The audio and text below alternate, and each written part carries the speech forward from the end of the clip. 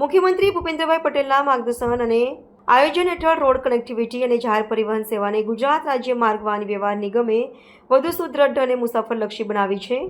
આ વર્ષે એસટી નિગમ દ્વારા દિવાળીના તહેવારોને ધ્યાને લઈ વતનમાં જવા તારીખ 16 થી 19 ઓક્ટોબર દરમિયાન સુરતથી 1600 એક્સ્ટ્રા બસ દોડાવાશે એમ વાહન વ્યવહાર રાજ્યમંત્રી હર્ષ સંઘવીએ જણાવ્યું છે.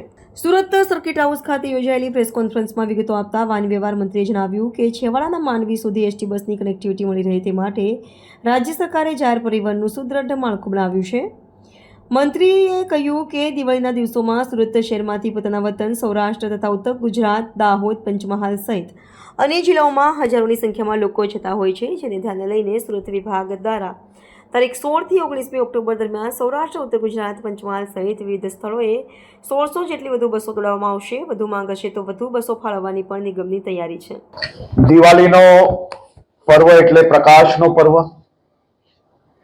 દિવાળીનો પર્વ એટલે ખુશાલીનો પર્વ, દિવાળીનો પર્વ એટલે સૌ પરિવારજનોને એકત્ર થવાનો પર્વ. સુરતની ધરતી એ લાખો લોકોને રોજગારી આપે છે અને લાખો નાગરિકો એ પોતાના સપના સાકાર કરવા માટે પોતાના પરિવારજનો જોડે સુરત શહેરમાં વસે છે. અને આ જ લાખો પરિવારો દ્વારા રાત દિવસ મહેનત કરીને આ શહેરને અને રાજ્યને દેશના સર્વોચ્ચ રાજ્ય સુધી પહોંચાડવાનો શ્રેય આ તમામ લોકોને જાય છે. ત્યારે આવા લાખો કર્મચારીઓ, હજારો પરિવારો જે દિવાળીના તહેવારમાં પોતપોતાના વતન એ ચાહે સૌરાષ્ટ્રમાં હોય, દાહોદ, પંચમહાલ હોય કે પછી બનાસકાંઠા, પાટણ, મહેસાણા કે પછી સાબરકાંઠા હોય, આ બધા જ ક્ષેત્રમાં આ બધા જ પરિવારો દિવાળીના તહેવારમાં આપણે સૌ જાણીએ છીએ કે રાબેતા મુજબ તો ગુજરાતમાં એસટીની 8000 બસો દરરોજ ચાલી રહી છે, જેમાં દરરોજ 27 લાખ જેટલા પેસેન્જરો આમાં ટ્રાવેલ કરતા હોય છે.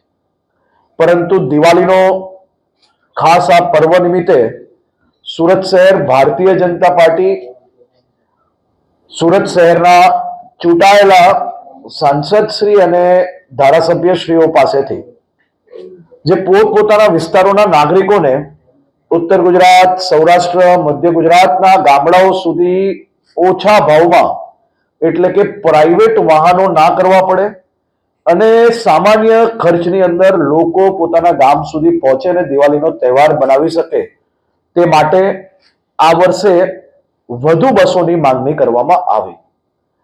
ખાસ કરીને ગયા વર્ષે બી આપણે સ્પેશિયલ એક્સ્ટ્રા બસોના માધ્યમથી 87,000 લોકોને એસટીના માધ્યમથી પોતપોતાના ગામ સુધી પહોંચાડવાની વ્યવસ્થાઓ કરવામાં આવી હતી. આ વખતે આમાં બી બસોનો ઉમેરો કરવાનું નક્કી કરવામાં આવ્યું છે અને સુરત શહેર ખાતેથી 1600 એક્સ્ટ્રા બસોનું સંચાલન કરવામાં આવશે, જે 16 ઓક્ટોબરથી 19 ઓક્ટોબર દરમિયાન સાંજે 4 કલાકથી રાત્રે 10 કલાક સુધી આ બસો ઉપડશે. મુખ્ય રૂટ જેમ મેં આપણે પહેલા કહ્યું એમ સૌરાષ્ટ્ર, ઉત્તર ગુજરાત, દાહોદ અને પંચમહાલ રહેશે.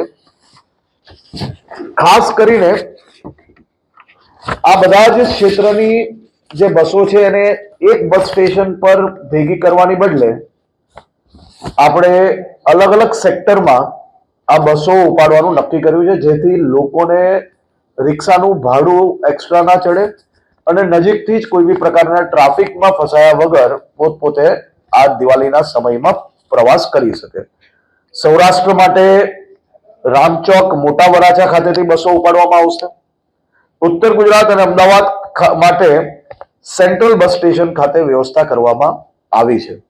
દાહોદ અને પંચમહાલ માટે સેન્ટ્રલ બસ સ્ટેશનની સામે સુરત સિટી બસ સ્ટેશન અને રામનગર, રાંદેર રોડ ખાતેથી બસો ઉપાડવામાં આવશે. ખાસ કરીને આ બધી જ બસોના બુકિંગ માટે જીએસઆરટીસી નું જે ઓનલાઈન આપણી વેબસાઇટ છે તેના પરથી બી સૌ લોકો બુકિંગ કરી શકશે. એના સિવાય બી ઓફલાઈન બુકિંગ બી આપણે central bus station, Adajan, Udhna, Kamrej, Kadodara બધી જ જગ્યા પરથી કરવામાં આવશે. અને સમય અગર વધારવાની જરૂર લાગશે તો એ બી અમારો એસટી પરિવારના 38,000 જે પરિવારજનો છે તે આ પ્રકારના તહેવારોના દિવસોમાં પોતાના પરિવારની જોડે તહેવાર ત્યાગ કરીને લોકોની સેવા માટે ઉપલબ્ધ રહેવા માટેની તૈયારીઓ દર્શાવી છે અને એ બાબતની બી વ્યવસ્થાઓ ખાસ કરીને કરવામાં આવી છે. આના સિવાયનું જે વધુ ટ્રાફિક જે હોય છે કે જ્યાં જરૂર પડતી હોય છે દર વખતે, એમાં 20 થી 26 ઓક્ટોબર સુધી વડોદરા અને અમદાવાદના રૂટ પર પણ એક્સ્ટ્રા બસોનું સંચાલન કરવાનું નક્કી કરવામાં આવ્યું છે. અને ખાસ કરીને દાદાની સવારી જ્યારે બસ આખી બુક કરાવે છે કોઈક સોસાયટી, પરિવારજનો, આ દેશમાં ગુજરાત એકમાત્ર રાજ્ય છે જ્યાં દાદાની સવારી એસટી અમારી પોતાની સોસાયટીના ઝાપા પરથી આવીને પેસેન્જરોને બસમાં બેસાડીને પોતાના ગામના ઝાપા સુધી મૂકવાની વ્યવસ્થાઓ કરવામાં આવે છે. હાલ પૂરતી આ 1600 બસોની વ્યવસ્થા થકી લોકો માટેની વ્યવસ્થા કરવાનું નક્કી કરવામાં આવ્યું છે.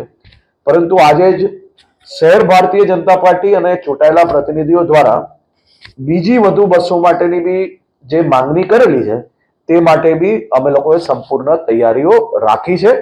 જેમ જેમ બસો બુક થશે તેમ અગર વધારાની જરૂર હશે તો જરૂરથી એ બી સંપૂર્ણપણે ઉપલબ્ધ કરાવવામાં આવશે.